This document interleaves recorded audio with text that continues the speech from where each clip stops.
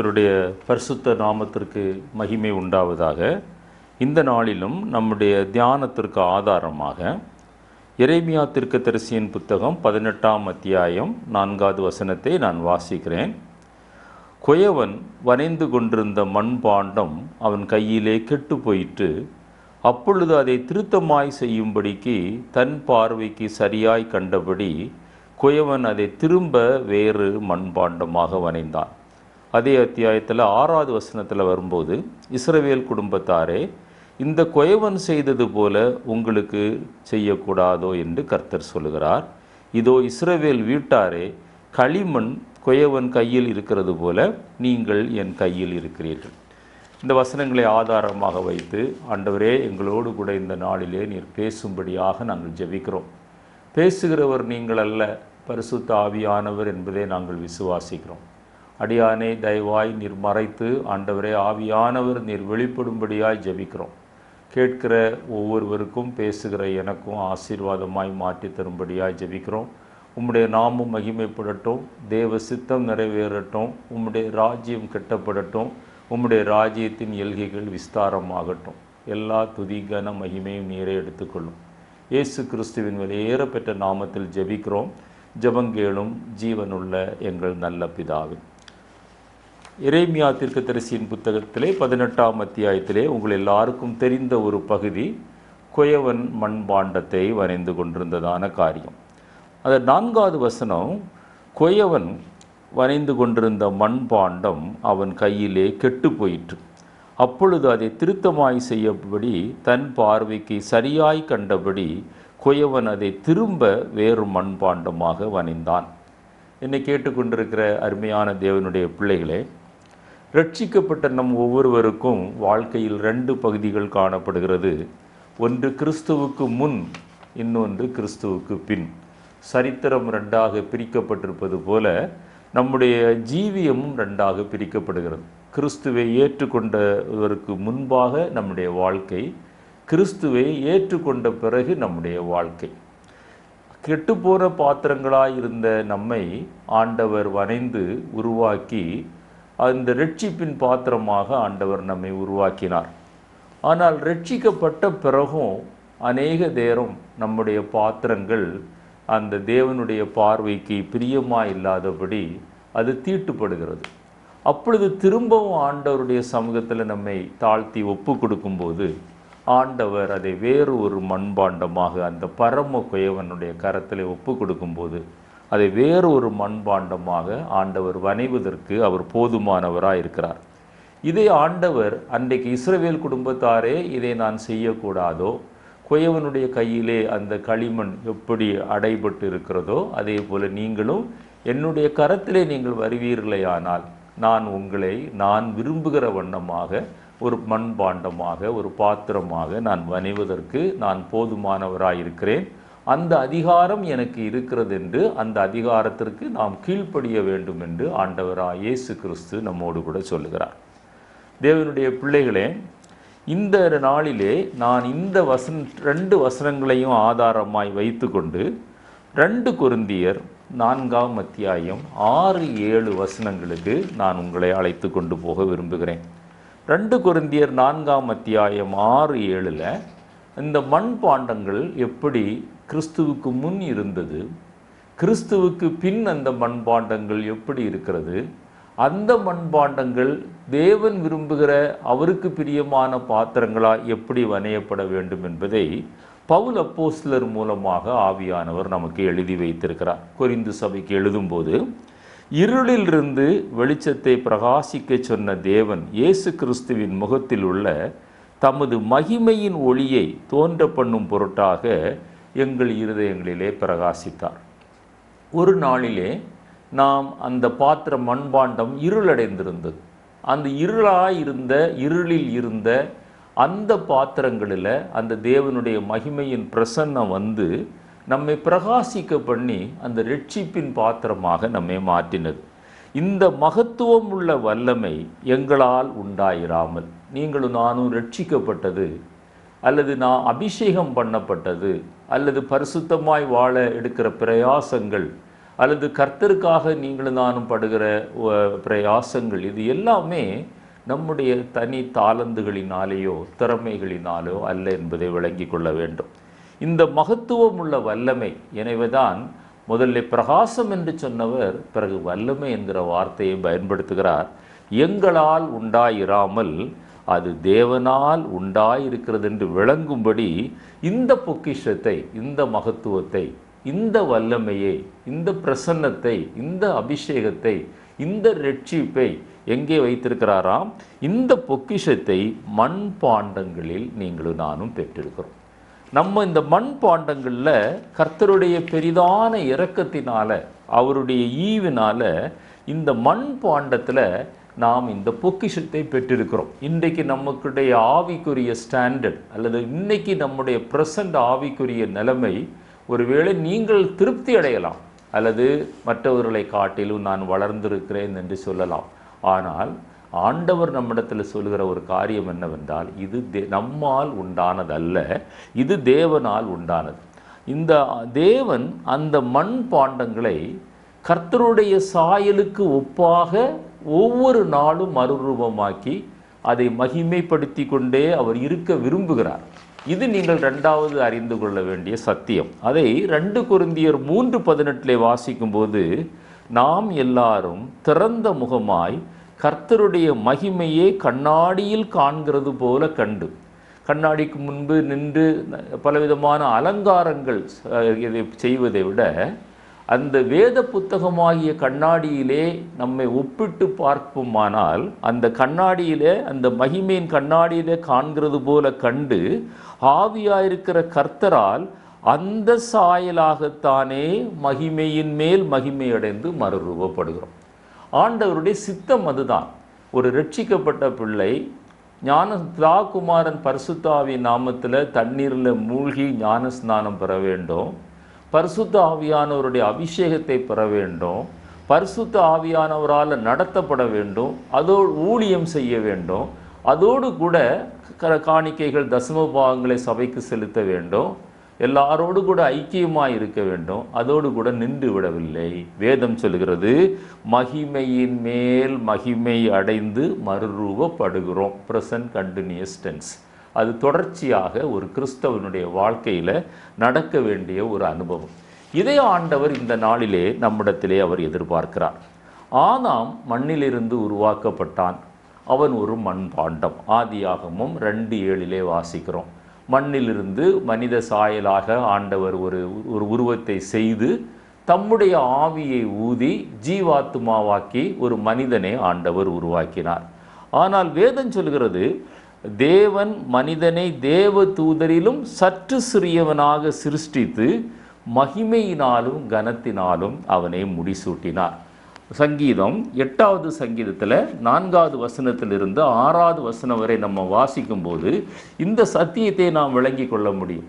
ஒரு மண்பாண்டமாக மண்ணிலிருந்து உருவாக்கப்பட்ட மனிதனை தேவதூதரிலும் சற்று சிறியவனாக கனத்தினாலும் மகிமையினாலும் ஆண்டவர் முடிசூட்டினார். நன்றாக விளங்கி கொள்ளுங்கள். எனவே ஆண்டவர் நமக்கு ஒரு கனத்தை தந்திருக்கிறார், ஒரு மகிமையை தந்திருக்கிறார். நான் அந்த வசனத்தை வாசிக்கிறேன். மனுஷனை நீர் நினைக்கிறதற்கும் மனுஷகுமாரனை நீர் விசாரிக்கிறதற்கும் அவன் எம்மாத்திரம் என்கிறேன். நீர் அவனை தேவதூதரிலும் சற்று சிறியவனாக்கினீர், மகிமையினாலும் கனத்தினாலும் அவனை முடிசூட்டினீர். உம்முடைய கரத்தின் கிரியைகளின் மேல் நீர் அவனுக்கு ஆளுகை தந்து சகலத்தையும் அவனுடைய பாதங்களுக்கு கீழ்ப்படுத்தினீர். எனவே ஆண்டவர் ஒரு மனிதனை சிருஷ்டித்த போது மேன்மையான ஒரு அனுபவத்தில் அவனுக்கு கனம், மகிமை, ஆளுகை, இந்த 3ஐயும் கொடுத்து தான் ஒரு மனிதனை சிருஷ்டித்தார். மனுக்குலத்தை அவர் சிருஷ்டித்தார். தம்முடைய சாயலாகவே அந்த மனிதனை சிருஷ்டித்தார். அந்த மனிதனுக்கு அவர் தருகிற இந்த 3 முக்கியமான காரியம், கனம், மகிமை, ஆளுகை, இது எல்லாவற்றையும் காட்டிலும் அந்த மண்பாண்டம் பத்திரமாக பாதுகாக்கப்பட்டால் ஒரு நித்திய ஜீவனையும் அக்கு பண்ணி ஒரு மனிதனை சிருஷ்டித்தார். எரேமியா 18:4-6 நம்ம வாசித்தோம். குயவன் அந்த பாத்திரம் கெட்டு போன போது அந்த மணலை எடுத்து, அந்த களிமண்ணை எடுத்து வெளியே வீசிவிட்டு அந்த இடத்தை விட்டு கடந்து போகவில்லை. மாறாக அதே மணலை திரும்ப தன்னுடைய காலின் கீழ் போட்டு அதை மிதித்து அதில் உள்ள தும்புகள் அல்லது சின்ன கற்கள் இவைகளெல்லாம் அது நல்ல பாத்திரமாய் வனைவதற்கு தடையாயிருந்த காரியங்களை எல்லாம் அகற்றி வேதம் சொல்கிறது குயவன் தன் பார்வைக்கு நலமாய் கண்டபடி அதை வேறொரு மண்பாண்டமாக திருத்தி வனைந்தான். அதே போல தான் இன்றைக்கு நம்மை ஆண்டவர் வனைய விரும்புகிறார். அதுதான் இந்த செய்தியினுடைய முக்கியம். இந்த மண்பாண்டம் இந்த மண்பாண்டம் அந்த ஓமையிலிருந்து நாம் என்ன கற்றுக்கொள்கிறோம்?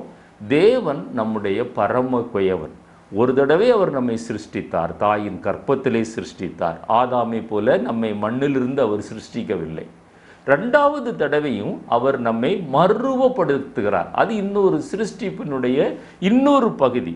நீங்களும் நானும் அவருடைய கரத்தில் களிமண்ணாக மண்பாண்டங்களாக இருக்கிறோம். இந்த மண்பாண்டங்கள் தேவன் விரும்புகிற வண்ணமாக ஒவ்வொரு நாளும் மறுரூபமாக்கப்பட்டு மகிமையின் மேல் மகிமையும் கனத்தின் மேல் கனத்தையும் அடைய வேண்டும் என்றால் இந்த மண்பாண்டங்கள் தீட்டுப்படாமல் பாதுகாக்கப்பட வேண்டும் என்று வேதம் சொல்கிறது. லேவியராகமம் 11ஆம் அத்தியாயத்திலே 31வது 33வது வசனங்கள் நீங்கள் வாசித்து பார்ப்பீர்களேயானால் அந்த வசனத்தின் சாராம்சம் என்ன சொல்கிறது? தீட்டான எந்த ஒரு மிருகமும் மண்பாண்டத்துக்குள்ளே விழுந்து விடுமானால் அதற்குள்ளே இருக்கிற யாவும் தீட்டுப்பட்டு போகும். ஒரு மண்பாண்டத்திற்குள்ள தண்ணி இருக்கென்று வைத்துக் கொள்ளுங்கள். அந்த தண்ணி தீட்டுப்படுமேயானால் அந்த மண்பாண்டம் அந்த தண்ணீர் மாத்திரம் தீட்டுப்படவில்லை, அந்த தண்ணீர் மாத்திரம் கெட்டு போகவில்லை. வேதம் சொல்கிறது அந்த மண்பாண்டமும் தீட்டுப்பட்டு போகுமாம். லேவியராகமத்தில் மிக கடினமாக சொல்லப்படுகிறது, அந்த மண்பாண்டத்தை உடைத்து போட வேண்டும், அந்த மண்பாண்டத்தை உடைத்து போட வேண்டும். ஆனால் இன்றைக்கு சர்வ வல்லமை உள்ள ஆண்டவர், கிருபையின் தேவன், இரக்கமுள்ள தேவன் நம்மை உடைத்து நிர்மூலமாக்க விரும்பவில்லை. ஆனால் அந்த தீட்டை அப்புறப்படுத்தி நம்மை சுத்திகரிக்க ஆண்டவர் விரும்புகிறார்.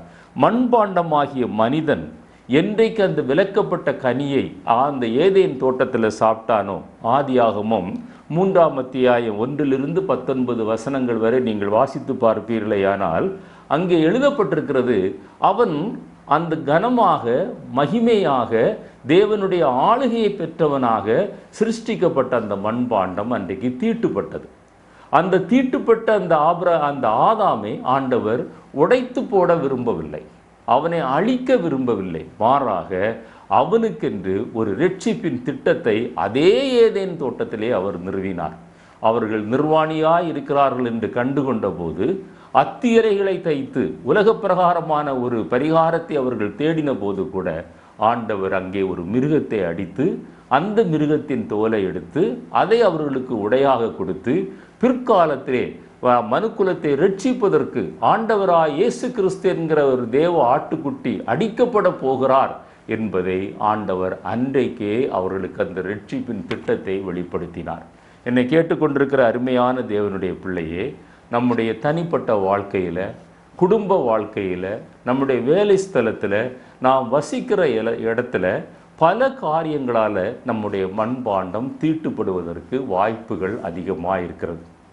இன்றைக்கு அநேகர் அவர்கள் தங்களுடைய அலங்காரங்களினாலும் தங்களுடைய பேச்சினாலும் செயலினாலும் தங்களை தாங்களே தீட்டுப்படுத்தி கொண்டிருக்கிறார்கள். அது அவர்களுக்கு தெரியாத ஒரு மந்த நிலைமையிலே இருக்கும்படியாக பிசாசானவன் அவர்களுடைய மனக்கண்களை குருடாக்கி வைத்திருக்கிறான். பிரசங்கியின் புத்தகம் 10ஆம் அத்தியாயம் 1 வசனம் என்ன சொல்கிறது? செத்த ஈக்கள் தைலக்காரனுடைய பரிமள தைலத்தை நாரி கெட்டுப்போக பண்ணும், ஞானத்திலும் கனத்திலும் பெயர் பெற்றவனை சொற்ப மதியீனம் அப்படியே செய்து விடுமென். சொற்ப மதியீனத்தினால இன்றைக்கு அநேக பத்திரிகைகளில் செய்திகளை வாசிக்கிறோம். நல்ல பதவிகளில் இருக்கிறவங்க, நல்ல படித்தவங்க, சொற்ப மதியீனத்தினால அவங்க சொற்ப அந்த இச்சையினால, ஆசையினால, கண்களின் இச்சை, மாம்சத்தின் இச்சை, ஜீவனத்தின் பெருமை, அந்த முக்கூறு ஆயுதங்கள், ஏதேன் தோட்டத்தில் பயன்படுத்தப்பட்ட அதே ஆயுதங்கள் இன்றைக்கு சத்துரு பயன்படுத்தி அநேகர் தங்களுடைய வாழ்க்கையை நஷ்டப்படுத்தி கொள்கிறார்கள். பதவிகள் போகிறது, அவமானம் வந்து சேர்கிறது. கனத்தையும் மகிமையையும் ஆளுகையும் கொடுத்த ஆண்டவர் இன்றைக்கு அதை பயன்படுத்த தெரியாமல் மனிதர்கள் இன்றைக்கு அவை எல்லாவற்றையும் இழந்து தங்களுடைய மண்பாண்டத்தை தீட்டுப்படுத்தி கொண்டிருக்கிறார்கள். இது உலகத்தில் மாத்திரம் நடக்கிறது அனுபவம் அல்ல, ஆவிக்குரிய வட்டாரத்திலும் இந்த தீட்டுப்படுகிற அனுபவம் இன்றைக்கு சர்வசாதாரணமாய் காணப்படுகிறது. மூன்றாவதாக, இந்த தீட்டுப்பட்ட மண்பாண்டங்கள் சுத்திகரிக்கப்பட வேண்டும். ஆண்டவர் அப்படியே நம்மை விட்டு விடுகிறவர் அல்ல, நீங்களும் நானும் சுத்திகரிக்கப்பட வேண்டும் என்று விரும்புகிறார். ரோமருக்கு எழுந்த நிருபம் 5ஆம் அத்தியாயம் 6வது வசனத்தில், முதல் வசனத்திலேருந்து நான் வாசிக்கிறேன், 2வது வசனத்திலிருந்து வாசிக்கிறேன். பாவத்துக்கு மரித்த நாம் இனி அதிலே எப்படி பிழைப்போம்? ரட்சிக்கப்படும் போது பாவத்துக்கு மரித்தது உண்மையானால் திரும்ப அந்த தீட்டை நம்மால் எப்படி செய்ய முடிகிறது? எவ்வளவு அசுத்தமான பாவங்களிலிருந்து ஆண்டவர் நம்மை விடுதலையாக்கினார். ஆனால் இன்றைக்கு நாம் அந்த பாவங்களிலே திரும்ப போய் அதை இச்சிக்கும் போது, அது செய்யாமல் அதை நினைக்கும் போது கூட நம்மை நாமே தீட்டுப்படுத்தி விடுகிறோம். 6வது வசனத்திலிருந்து நான் வாசிக்கிறேன். ஆகையால் அவருடைய மரணத்தின் சாயலில் நாம் இணைக்கப்பட்டவர்களானால் அவர் உயிர்த்தெழுதலின் சாயலிலும் இணைக்கப்பட்டிருப்போம். நாம் இனி பாவத்துக்கு ஊழியம் செய்யாதபடிக்கு பாவ சரீரம் ஒளிந்து போகும் பொருட்டாக நம்முடைய பழைய மனுஷன் அவரோடு கூட சிலுவையில் அறையப்பட்டதென்று அறிந்திருக்கிறோம். மரித்தவன் பாவத்துக்கு நீங்கி விடுதலை ஆக்கப்பட்டிருக்கிறானே. ஆகையால் கிறிஸ்துவுடனே கூட நாம் மரித்தோமையானால் அவரோடு கூட பிழைத்தும் இருப்போம் என்று நம்புகிறோம். மரித்தோரிலிருந்து எழுந்த கிறிஸ்து இனி மரிப்பதில்லை என்று அறிந்திருக்கிறோம். மரணம் இனி அவரை ஆண்டு கொள்வதில்லை. அவர் மரித்தது பாவத்திற்கென்று ஒரே தரம் மரித்தார். அவர் பிழைத்திருக்கிறது தேவனுக்கென்று பிழைத்திருக்கிறார். எனவே இந்த மண்பாண்டம் தீட்டுப்படாமல் பாதுகாக்கப்பட வேண்டும் என்றால் நீங்களும் நானும் பாவத்திற்கு மரித்து தேவனுக்கென்று பிழைக்கிற ஒரு அனுபவம். இதைத்தான் 1 யோவான் 1ஆம் அத்தியாயம் 7வது வசனத்தில் ஆண்டவராய் இயேசு கிறிஸ்துவின் இரத்தம் சகல பாவங்களை நீக்கி நம்மை சுத்திகரிக்கிறது. பழைய ஏற்பாட்டு நியமனத்தின்படி தீட்டுப்பட்ட பாத்திரம் உடைக்கப்பட வேண்டும், அது நித்திய மரணத்திற்கு ஒப்பு கொடுக்கப்பட வேண்டும். ஆனால் இரக்கமுள்ள தேவன் அந்த சாவுக்குரிய மரணத்திற்கு நியமிக்கப்பட்ட நம்மை மீண்டும் உயிர்ப்பிக்க, மீண்டும் நம்மை புதுப்பிக்க அவர் நமக்காக சிலுவையிலே மரித்தார் என்பதை நாம் விளங்கிக் கொள்ள வேண்டும். 2 கொரிந்தியர் 5ஆம் அத்தியாயத்தில் 17லிருந்து 20 வரை நான் அதை வாசிக்கிறேன். இப்படி இருக்க ஒருவன் கிறிஸ்துவுக்குள் இருந்தால் புதிய சிருஷ்டியாயிருக்கிறான். பழையவைகள் ஒளிந்து போயின, எல்லாம் புதிதாயின. இவையெல்லாம் தேவனாலே உண்டாயிருக்கிறது. அவர் இயேசு கிறிஸ்துவை கொண்டு நம்மை தம்மோடு ஒப்புரவாக்கி அந்த ஒப்புரவாக்குதலின் ஊழியத்தை எங்களுக்கு ஒப்பு கொடுத்தார். அது என்னவெனில், தேவன் உலகத்தாருடைய பாவங்களை எண்ணாமல் கிறிஸ்துவுக்குள் அவர்களை தமக்கு ஒப்புரவாக்கி ஒப்புரவாக்குதலின் உபதேசத்தை எங்களிடத்தில் ஒப்புவித்தார். ஆனபடியினாலே தேவனானவர் எங்களை கொண்டு புத்தி சொல்கிறது போல நாங்கள் கிறிஸ்துவுக்காக ஸ்தானாதிபதிகளாயிருந்து தேவனோடு ஒப்புரவாகுங்கள் என்று கிறிஸ்துவின் நிமித்தம் உங்களை வேண்டிக் கொள்கிறோம். இதைத்தான் நானும் இந்த செய்தியிலே சொல்லுகிறேன். நம்முடைய மண்பாண்டம் பலவிதமான காரியங்களினாலே தீட்டுப்பட்டிருக்கலாம். உலகத்திலே தீட்டுப்படுவதற்கு சாதகமான சூழ்நிலைகள் காணப்படுகிறது. அந்த தீட்டு ஆண்டவராய் இயேசு கிறிஸ்துவின் இரத்தத்தினாலே கழுவப்பட வேண்டும், அது சுத்திகரிக்கப்பட வேண்டும். அதைத்தான் எபிரேயர் 9:22 நம்ம வாசிக்கும்போது, நியாயப்பிரமாணத்தின்படி கொஞ்சம் குறைய எல்லாம் இரத்தத்தினாலே சுத்திகரிக்கப்படும், இரத்தம் சிந்துதல் இல்லாமல் பாவ மன்னிப்பு இல்லை. அந்த இரத்தம் பரிசுத்தமான இரத்தமாய் இருக்க வேண்டும். பாவமற்ற ஒரு பரிசுத்த இரத்தம் நமக்காக சிந்தப்பட்டது உண்டானால் அது ஆண்டவராய் இயேசு கிறிஸ்துவின் இரத்தம். எனவே இந்த மண்பாண்டம் ஒவ்வொரு நாளும் அது சுத்திகரிக்கப்பட வேண்டும். அதற்காகத்தான் யோவான் 3:16 ஆண்டவராய் இயேசு கிறிஸ்துவை அனுப்பின நோக்கத்தை குறித்து அந்த வேத புத்தகத்திலே இந்த கீ வசனம் என்று சொல்வார்களே, தேவன் தம்முடைய ஒரே பேரான குமாரனை விசுவாசிக்கிறவன் எவனோ அவன் கெட்டு போகாமல் அவன் நித்திய ஜீவனை பெறும்படியாய் அவரை இந்த உலகத்தில் அனுப்பி இவ்வளவாய் இந்த உலகத்தின் மேல் அவர் அன்பு கூர்ந்தார். மண்பாண்டங்களை உடைக்க ஆண்டவர் விரும்பவில்லை, அதை தூக்கி போட ஆண்டவர் விரும்பவில்லை. நம்முடைய வாழ்க்கையில் இன்றைக்கு எந்த நிலைமையிலிருந்து நீங்கள் இதை கேட்டுக்கொண்டிருந்தாலும் ஆவியானவர் உங்களோடு கூட உங்களுடைய மண்பாண்டம் தீட்டுப்பட்டிருக்கிறது என்று அவர் சொல்வாரேயானால், இன்றைக்கு நீங்க ஒரு தீர்மானம் எடுங்க. அந்த மண்பாண்டத்தை ஆண்டவர் மறுரூபமாக்க அவர் சித்தம் கொண்டிருக்கிறார். உங்களை தாழ்த்தும் போது ஆண்டவர் அந்த காரியத்தை நம்மிடத்திலே நடப்பிப்பார். இந்த உடைக்கப்பட்ட பாத்திரங்கள் அவைகள் சாத்தானுக்கு அடிமையாய் போகிற ஒரு அனுபவத்திற்குள்ளாய் கடந்து போகிறது.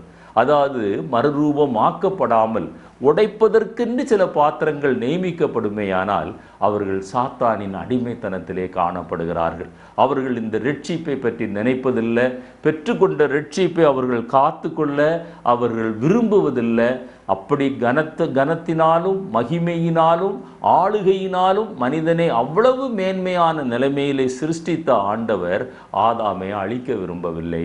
ஆதாமுக்கு ஒரு ரட்சிப்பின் திட்டத்தை அந்த ஏதேன் தோட்டத்தில் நிறைவேற்றினது போல இன்றைக்கு அவர் நம்மிடத்தில் நிறைவேற்றுவதற்காக மனித சாயலாகவே இந்த உலகத்தில் வந்தார் என்று பிலிப்பியர் 2:7 நமக்கு சொல்கிறது.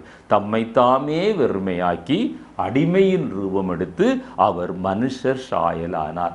அதைத்தான் எபேசியர் 2:13-14 வசனங்களில் நம்ம வரும்போது, முன்னே தூரமாயிருந்த நீங்கள், நாம் தூரமாயிருந்தோம், ஆண்டவரை விட்டு வெகு தூரமாயிருந்தோம், இப்பொழுது கிறிஸ்து இயேசுவுக்குள் கிறிஸ்துவின் இரத்தத்தாலே சமீபமானீர்கள்.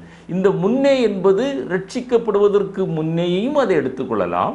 ரட்சிக்கப்பட்ட பிறகு பின்வாங்கின நிலைமையில கர்த்தரை விட்டு தூரமாயிருந்தால் அந்த நிலைமைக்கும் இது பொருந்தும். ஆனால் வசனம் என்ன சொல்கிறது?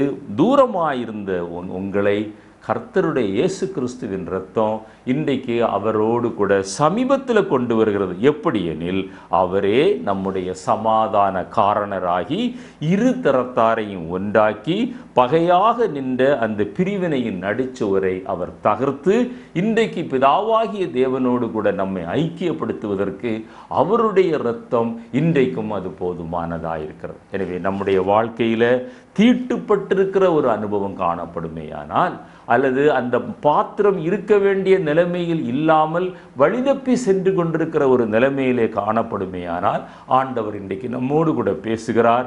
அவருடைய இரத்தம் சகல பாவங்களை நீக்கி சுத்திகரிக்கிறது. அவர் சமாதான காரணர்.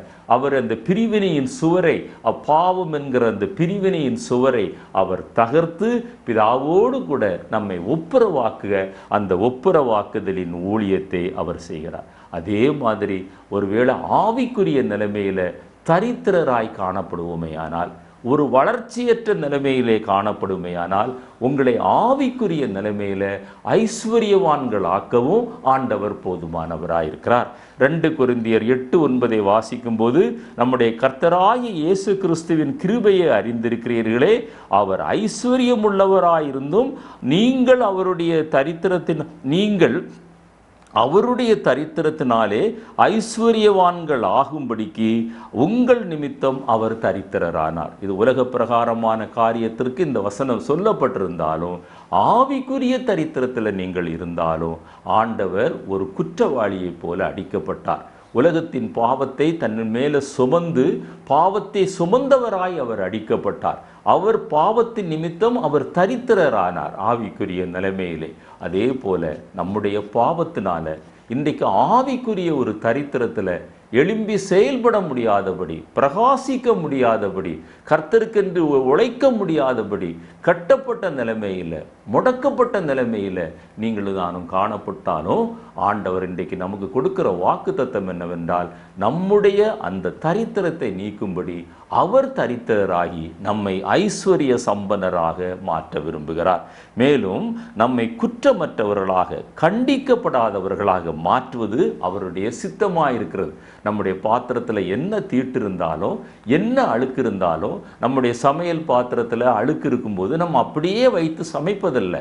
அதை திரும்ப எடுத்து அதற்குரிய பவுடரோ அல்லது சோப்பையோ போட்டு அதை சுத்தம் பண்ணி அதை கழுகி திரும்பி நம்ம பயன்படுத்துவது போல ஆண்டவர் நம்மை பயன்படுத்த விரும்புகிறார். அதைத்தான் கொலோசியருக்கு எழுதின நிருபம் 1:21 வசனத்தில், முன்னே அந்நியராயும் துர்க்கிரியைகளினாலே மனதிலே சத்துருக்களாயிருந்த உங்களையே பரிசுத்தராகவும் குற்றமற்றவர்களாகவும் கண்டிக்கப்படாதவர்களாகவும் தமக்கு முன் நிறுத்தும்படி, அவருடைய வருகையில் குற்றமற்றவர்களாய், கண்டிக்கப்படாதவர்களாய் பாருங்க, அந்த பரிசுத்தர்களாக நம்மை ஆண்டவர் அவருக்கு முன்பு நிறுத்தும்படி அவருடைய மாம்ச சரீரத்திலே அவர் அடைந்த மரணத்தினாலே அப்படியாய் நம்மை ஒப்புரவாக்கினார். எனவே இந்த ஒப்புரவாகுதலின் ஊழியம் நம்முடைய பாத்திரத்தில் உள்ள தீட்டு அகற்றப்படுவதற்கு சமமாக இருக்கிறது. அதை ஒருவர் தான் செய்ய முடியும், அது ஆண்டவராய் இயேசு கிறிஸ்து. அவருடைய இரத்தம், அவருடைய பாடுகள், அவருடைய காயங்கள், அவருடைய தழும்புகள், அதுதான் நம்மை சுத்திகரிக்க முடியும். அந்த இரண்டாம் ஆதாமாகிய இயேசு கிறிஸ்து அதற்காகத்தான் அவருடைய சரீரத்தில், இந்த மாம்ச சரீரத்தில் மரணத்தை அவர் ஏற்றுக்கொண்டார். இழந்து போன மகிமையை நாம் திரும்ப பெறுவதற்காக. அந்த சங்கீதம் 8 வாசித்தோமே, கனத்தோடும் மகிமையோடும் ஆளுகையோடும் தூதர்களிலும் சற்று சிறியவர்களாய் சிருஷ்டித்த அந்த மனிதன் அந்த இழந்து போன மகிமையை திரும்ப பெறுவதற்காக, அந்த கனத்தை திரும்ப பெறுவதற்காக, அந்த ஆளுகையை திரும்ப பெறுவதற்காக, 1000 வருட அரசாட்சியிலே அவரோடு கூட ஆளுகை செய்வதற்காக அவர் அந்த பாடுகளை ஏற்றுக்கொண்டார். எனவே தான் அவர் சொல்கிறார், இந்த பாத்திரம் என்னை விட்டு நீங்க கூடுமானால் நீங்கட்டும், ஆனாலும் அது என்னுடைய சித்தம் அல்ல, உம்முடைய சித்தத்தின்படி ஆகட்டும் என்று அவர் சொல்வதை நாம் வாசிக்க முடியும். மத்தேயு எழுதின சுவிசேஷம் 26ஆம் அத்தியாயம் 39வது வசனத்தையும் 42வது வசனத்தையும் நான் வாசிக்கிறேன். அவர் கெத்செமனே தோட்டத்திலே அந்த பாடுகளை அனுபவிக்கும் முன்பாக சற்று அப்புறம் போய் முகங்குப்புற விழுந்து, என் பிதாவே, இப்பாத்திரம் என்னை விட்டு நீங்க கூடுமானால் நீங்கும்படி செய்யும், ஆகிலும் என் சித்தத்தின்படி அல்ல உம் சித்தத்தின்படி ஆக கடவுள். நம்முடைய அழுக்கான பாத்திரத்தை சுத்திகரிப்பதற்காக அவருடைய பாத்திரம் அழுக்கானது. எனவே தான் அவர் வேதனையோடு கூட சொல்றார், இந்த பாத்திரம் என்னை விட்டு நீங்க கூடுமானால் நீங்கட்டும், ஆனாலும் என்னுடைய சித்தத்தின்படி அல்ல உம்முடைய சித்தத்தின்படியே ஆகட்டும். அவர் இந்த பாத்திரம் அவரை விட்டு நீங்கவில்லை. ஏனென்றால் அவர் அந்த அழுக்கான பாத்திரத்தை தன்னிலே சுமந்து நம்முடைய பாத்திரத்தை அவர் சுத்தம் செய்ய, அந்த மண்பாண்டத்தை சுத்தம் செய்ய அவர் சித்தம் கொண்டார். 42வது வசனத்தில் வாசிக்கிறோம், அவர் மறுபடி 2ஆம் தரம் போய், என் பிதாவே, இந்த பாத்திரத்தில் நான் பானம் பண்ணினால் ஒழிய இது என்னை விட்டு நீங்க கூடாதாகில் உம்முடைய சித்தத்தின்படி ஆக கடவுதென்று அந்த கல்வாரி சிலுவையில் அந்த வெளியேற பெற்ற ரட்சிப்பை நமக்கு சம்பாதித்து கொடுப்பதற்காக ஆண்டவர் அதை சம்பாதித்து தந்தார். ஏசாயா 53ஆம் அத்தியாயம் 4-5 வசனங்களை வாசிக்கிறேன். மெய்யாகவே அவர் நம்முடைய பாடுகளை ஏற்றுக்கொண்டு நம்முடைய துக்கங்களை சுமந்தார், நாமோ அவர் தேவனால் அடிபட்டு வாதிக்கப்பட்டு சிறுமைப்பட்டார் என்று எண்ணினோம். உலகம் அப்படித்தான் எண்ணினது, இன்றைக்கும் அப்படித்தான் பேசுகிறார்கள். தன்னையே காப்பாற்றி கொள்ள முடியாத ஒரு தெய்வம் உங்களை எப்படி காப்பாற்றும் என்று சொல்லுகிறார்கள். சிலுவையிலே அவ்வளவு கோர மரணத்தை சந்தித்த ஒருவர் உங்களை எப்படி ரட்சிக்க முடியும் என்று சொல்லுகிறார்கள். அறியாமையினாலே அவர்கள் சொல்லுகிறார்கள். நம்முடைய மீறுதல்களின் நிமித்தம் அவர் காயப்பட்டார், நம்முடைய அக்கிரமங்கள் நிமித்தம் அவர் நொறுக்கப்பட்டார், நமக்கு சமாதானத்தை உண்டு பண்ணும் ஆக்கினை அவர் மேல் வந்தது, அவருடைய தழும்புகளினால் குணமாகிறோம். நம்முடைய ஆரோக்கியம் அவர் மூலம் வருகிறது, நம்முடைய பாவ மன்னிப்பு அவர் மூலம் வருகிறது, தீட்டுப்பட்ட பாத்திரம் அவர் மூலம் சுத்திகரிக்கப்படுகிறது. எனவே என்னை கேட்டுக்கொண்டிருக்கிற அருமையான தேவனுடைய பிள்ளையே, உன்னுடைய வாழ்க்கையில ஆவிக்குரிய நிலைமையில நீ பின்னடைந்திருப்பாயானால், பெற்றுக்கொண்ட அந்த ரட்சிப்பை நீ இழந்து போயிருப்பாயானால், அந்த ரட்சிப்பின் சந்தோஷத்தை உன்னால் அனுபவிக்க முடியாமல் இருப்பாயானால், இன்றைக்கு ஆண்டவர் உன்னை அழைக்கிறார். வெளிப்படுத்தின விசேஷம் 1ஆம் அத்தியாயம் 6வது வசனத்தை வாசிக்கிறேன். அந்த ஆண்டவர் எப்படிப்பட்ட ஆண்டவர் தெரியுமா? நம்மிடத்தில் அன்பு கூர்ந்து தமது இரத்தத்தினாலே நம்மை பாவங்களற நம்மை கழுவி தம்முடைய பிதாவாகிய தேவனுக்கு முன்பாக நம்மை ராஜாக்களும் ஆசாரியர்களும் ஆக்கின. சங்கீதத்தில் வாசித்தோமே, மகிமையினாலும் கனத்தினாலும் முடிசூட்டின ஆண்டவர் அதே மகிமையையும், இழந்து போன மகிமையை, இழந்து போன கனத்தை, இழந்து போன அதிகாரத்தை திரும்ப தருவதற்கு ராஜாக்களும் ஆசாரியர்களும் ஆக்கின அவருக்கு மகிமையும் வல்லமையும் என்றென்றைக்கும் உண்டாயிருப்பதாக. ஆமென். அவன் ஆண்டவர் நம்மிடத்தில் விரும்புகிறது என்ன தெரியுமா? பரிசுத்தம். அந்த பாத்திரம் சுத்தமாய் காணப்பட வேண்டும். அந்த பழைய ஏற்பாட்டு காலத்தில் அது உடைக்கப்பட வேண்டும். ஆனால் புதிய ஏற்பாட்டு காலத்தில் அது இயேசுவின் இரத்தத்தினால அது சுத்திகரிக்கப்பட வேண்டும். சகரியா தீர்க்கதரிசியின் புத்தகத்தில் 14ஆம் அத்தியாயம் 20-21 அந்த பாத்திரம் எவ்வளவு ஆண்டவர் பரிசுத்தமாக இருக்க விரும்புகிறார் என்பதை சுட்டி காட்டுகிற இந்த 2 வசனங்களை நான் வாசிக்கிறேன். அந்நாளிலே குதிரைகளின் மணிகளிலே கர்த்தருடைய பரிசுத்தம் என்னும் விலாசம் எழுதியிருக்கும். கர்த்தருடைய ஆலயத்தில் உள்ள பானைகள், நீங்களும் நானும் தேவனுடைய ஆலயம், நீங்களும் நானும் தேவனுடைய ஆலயம். சபைக்கு செல்லும்போது நீங்களும் நானும் அந்த ஆலயத்தில் பாத்திரம். அந்த கர்த்தருடைய ஆலயத்தில் உள்ள பானைகள் பலிபீடத்திற்கு முன்பாக இருக்கிற பாத்திரங்களைப் போல இருக்கும். அப்பொழுது எருசலேமிலும் எல்லா பானைகளும் சேனைகளின் கர்த்தருக்கு பரிசுத்தமாயிருக்கும். கர்த்தருக்கு பரிசுத்தமாயிருக்கும். அதுதான் ஆண்டவர் நம்மிடத்தில் விரும்புகிறது. இந்த திருத்தி வணைகிற அனுபவமே அதுதான். பரிசுத்தமுள்ளவன் இன்னும் பரிசுத்தமாகட்டும், நீதி செய்கிறவன் இன்னும் நீதி செய்யட்டும், அவன் அவனுடைய கிரியைகளுக்கு தக்க பலன் என்னோடு கூட வருகிறது. பரிசுத்தமாகிறதை தெரிந்து கொள்ளுங்கள். கர்த்தர் நான் பரிசுத்தர் ஆகியால் நீங்களும் பரிசுத்தராயிருங்கள். பரிசுத்தம் இல்லாமல் ஒருவனும் தேவனை தரிசிப்பதில்லையே. பானைகள் சேனைகளுடைய கர்த்தருக்கு பரிசுத்தமாயிருக்கும். பலியிடுகிற யாவரும் வந்து அவைகளில் சமைப்பார்கள். அந்நாள் முதல் சேனைகளுடைய கர்த்தரின் ஆலயத்திலே யாதொரு கானானியனும் இருப்பதில்லை. இந்த கானானியன் எதை குறிக்கிறது? தீட்டுப்படுத்துகிற அனுபவங்கள், நம்மை தீட்டுப்படுத்துகிற அனுபவங்கள். அந்நாளில் இந்த ஆலயத்துக்குள்ளிருந்து கானானியன் முற்றிலும் வெளியேற வேண்டும். கானானியனுடைய மாம்சீக சுபாவங்கள் நம்மை விட்டு வெளியே போக வேண்டும். இதைத்தான் ஆண்டவர் இந்த செய்தியிலே நம்மோடு கூட விரும்புகிறார். 4ஆவதாக ஆண்டவர் சொல்கிறதான ஒரு காரியம் என்னவென்றால், மண்பாண்டம் அந்த குயவனுடைய சித்தத்தின்படி அது மறுரூபமாக்கப்பட்டு கொண்டே இருக்க வேண்டும். எனவே தான் அந்த பாத்திரம் தன் கையிலே கெட்டு போயிட்டு என்று அறிந்தவுடனே அந்த பாத்திரத்தை திரும்ப வணைகிறான் குயவன் என்று நம்ம எரேமியா 18ஆம் அத்தியாயம் 4-6 வசனங்களிலே வாசித்தோம். ஏனென்றால் அநேகருடைய பாத்திரங்கள் பூமிக்குரியதாயிருக்கிறது. அநேகர் பாத்திரங்கள் சுத்திகரிக்கப்பட்டது உண்மைதான், ரட்சிக்கப்பட்டது உண்மைதான், ஞானஸ்நானம் பெற்றது உண்மைதான், அபிஷேகம் பெற்றது உண்மைதான், ஆலயத்திற்கு வாரம் போகிறதெல்லாம் உண்மைதான், ஊழியம் செய்கிறது உண்மைதான். ஆனால் அந்த 18 வருடம் கொஞ்சமும் நிமிரக்கூடாத கூனி அந்த பூமியை பார்த்து கொண்டிருந்தது போல அநேகருடைய ஆவிக்குரிய ஜீவியம் பூமிக்கு அடுத்ததாக இருக்கிறது என்று சொல்கிறார். பிலிப்பியர்கள் நிருபம் 4ஆம் அத்தியாயம் 18-19 வாசிக்கும் போது அநேகர் வேறு விதமாய் நடக்கிறார்கள். ஆவியானவர் எழுதி வைத்திருக்கிறார். எப்படி நடக்கிறார்கள்? அவர்கள் அப்படி நடக்கிறவர்கள் யார்? அவர்கள் கிறிஸ்துவின் சிலுவைக்கு பகைஞராயிருக்கிறார்கள். அவர்களுடைய முடிவு எப்படி இருக்கிறது?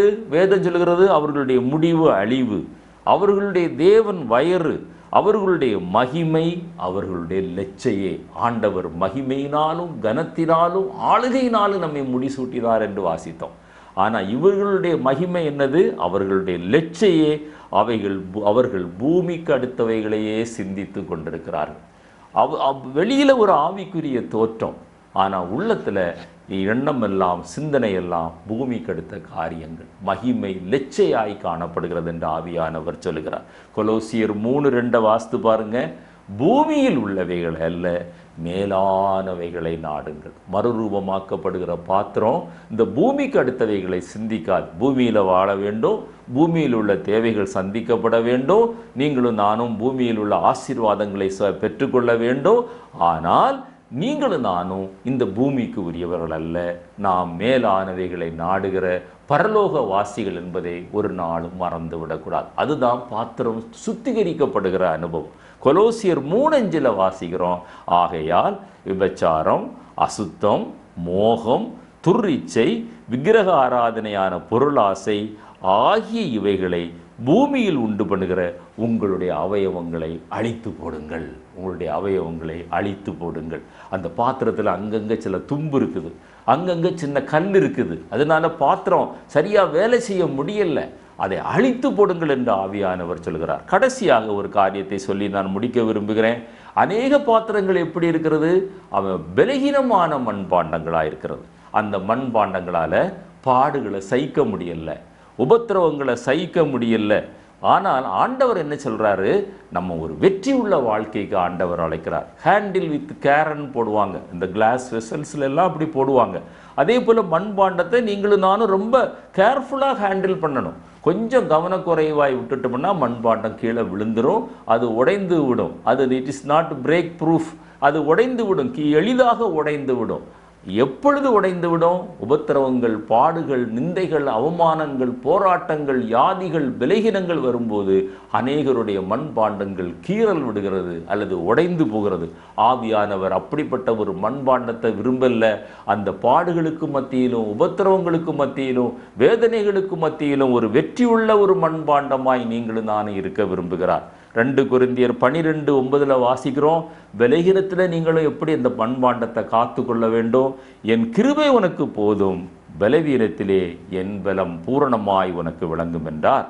ஆகையால் கிறிஸ்துவின் வல்லமை என்மேல் தங்கும்படி என்னுடைய பலவீனங்களை குறித்து நான் மிகவும் சந்தோஷமாய் மேன்மை பாராட்டுவேன். சரி, இந்த சில நேரத்தில் லைஃப் த்ரெட்டனிங் டிசீசஸ் நம்முடைய வாழ்க்கையில் இருக்கலாம், பல வருடங்களாக இருக்கலாம். ஆனால் அந்த வியாதிகளுக்கு மத்தியிலும், அந்த பலவீனங்களுக்கு மத்தியிலும் நம்முடைய சுபாவ பழக்க வழக்கங்களில் சில பலவீனங்கள் இருக்கலாம், நம்முடைய சில காரியங்கள் ஒழுங்கினங்கள் நம்முடைய வாழ்க்கையில் பலவீனங்களாக இருக்கலாம். அது சரியென்று நாம் ஏற்றுக்கொள்ளவில்லை கூடாது. அதே நேரத்தில் அந்த பலவீனங்களை மேற்கொள்ளுகிற ஒரு கிருபையை ஆண்டவர் நமக்கு தருகிறார் என்கிற விசுவாசத்தோடு கூட அந்த பலவீனங்களை மேற்கொண்டு கர்த்தருக்காக வாழுகிற ஒரு அனுபவம் நம்முடைய வாழ்க்கையிலே காணப்பட வேண்டும். ரோமருக்கு எழுதின நிருபம் 8ஆம் அத்தியாயம் 37வது வசனத்தை நம்ம வாசிக்கும் போது, இவை எல்லாவற்றிலும் நாம் நம்மில் அன்பு கூறுகிறவராலே முற்றிலும் ஜெயம் கொள்ளுகிறவர்களாக இருக்கிறோம். உலகத்தில் உள்ள பாடுகள், உபத்திரவங்கள், வேதனைகள், அவமானங்கள், நிந்தைகள், சரீரத்தில் உள்ள வேதனைகள், இதெல்லாம் இந்த மண்பாண்டம் சந்திக்கிறது. ஒவ்வொரு நாளும் இந்த மண்பாண்டம் சந்திக்கிறது. அதுக்காக இந்த மண்பாண்டம் கொஞ்சம் கேர்லெஸ்ஸாக இருந்தால் கீழே விழுந்து உடைஞ்சிரும். உடைக்கிறதுக்கெல்லாம் ஆண்டவர் நம்மை அழைத்தார். அந்த பாத்திரத்தில் பரிசுத்தம் என்று எழுதப்பட்டு ஆண்டவருக்கு சமையல் பண்ணுவதற்காக ஆண்டவர் நம்மை அழைத்தார். எனவே இவை எல்லாவற்றிலும் நம்மில் அன்பு கூறுகிற கிறிஸ்துவாலே நாம் முற்றிலும் ஜெயம் கொள்ளுகிறவர்களாக இருக்கிறோம். கடைசியாக ஒரு வசனத்தை வாசித்து முடிப்போம். ரோமருக்கு எழுதின நிருபம் 8ஆம் அத்தியாயம் 11வது வசனத்தில், அன்றியும் இயேசுவை மரித்தோரிலிருந்து எழுப்பினவருடைய ஆவி உங்களில் வாசமாயிருந்தால், கிறிஸ்துவை மரித்தோரிலிருந்து எழுப்பினவர் உங்களில் வாசமாயிருக்கிற தம்முடைய ஆவியினாலே சாவுக்கு ஏதுவான உங்கள் சரீரங்களை உயிர்ப்பிப்பார். இந்த மண்பாண்டம் சாவுக்கு ஏதுவான மண்பாண்டமாயிருந்தது. ஆனால் இன்றைக்கு அந்த நித்திய நரகமாகிய மரண ஆக்கினை ஆகிய அந்த 2வது சாவிலிருந்து இந்த மண்பாண்டத்தை ஆண்டவர் காப்பாற்றி இருக்கிறார். அந்த ஆவி, அந்த நடத்துகிற ஆவியானவர் நம்மிலே அவர் உயிர் வாசம் பண்ணுவாரேயானால் இந்த மண்பாண்டத்தில் சலசல் ஏற்படும் போது, அலசல் ஏற்படும் போது, அல்லது உடைந்து விடுமோ என்கிற சூழ்நிலைகள் வரும்போது ஆவியானவராலே நடத்தப்படுகிற ஒரு மனிதனை ஆண்டவர் உயிர்ப்பித்து கொண்டே இருப்பார். அவன் மறுரூபம் ஆகிக்கொண்டே இருப்பான். அவருடைய சாயலுக்கு ஒப்பாக மாறிக்கொண்டே இருப்பான். ஒரு நாளிலே கர்த்தருடைய ஆலயத்தில் அது பரிசுத்தமாக்கப்பட்ட பாத்திரமாய் அந்த இடத்துல வைக்கப்படும். கர்த்தருடைய நாமம் மகிமைப்படும். தேவன் தாமே இந்த வார்த்தைகளை ஆசீர்வதிப்பாராக. இந்த செய்தி உங்களுக்கு ஆசீர்வாதமாக இருந்தால் மற்றவர்களுக்கு அறிமுகப்படுத்துங்கள். உங்களுக்காக நாங்கள் தொடர்ந்து ஜெபித்து கொண்டிருக்கிறோம். நீங்களும் எங்களுக்காக ஜெபியுங்கள். கர்த்தர் கொடுத்த இந்த மண்பாண்டத்தை பத்திரமாய் பாதுகாத்து திரும்ப அந்த பரம குயவனுடைய கரத்தில் அவருக்கு முன்பாக பரிசுத்த மண்பாண்டமாய் நிற்க கர்த்தர் உங்களுக்கும் எங்களுக்கும் உதவி செய்வாராக. ஆமென்.